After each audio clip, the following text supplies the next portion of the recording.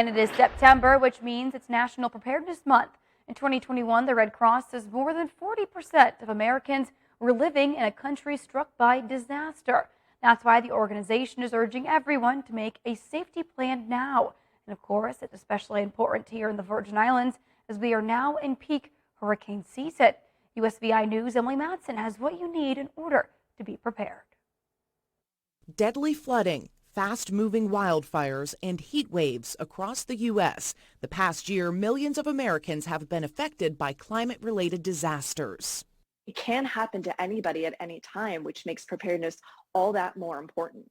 The Red Cross says being prepared starts with having a plan. To know if something does happen, where can you turn for help? What should you do if an evacuation order is issued? And how are you going to get the most up-to-date information? Have a safety kit. Put necessities in there, things like bottled water, non-perishable foods, a first aid kit, blankets and ponchos, a flashlight, things to keep children engaged during a disaster, and have 3 ways to receive warnings and emergency information. That can be apps on your phone. You can sign up for the Virgin Islands Territorial Emergency Management Agency's emergency alerts at vitima.vi.gov and have a battery-operated weather radio.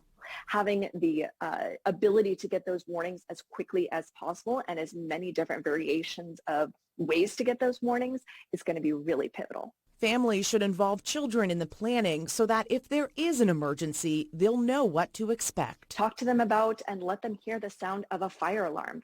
Let them know what the sound is going to be like if an emergency alert system goes off on your phone. Being prepared starts now, before an emergency strikes. Emily Matson, USVI News.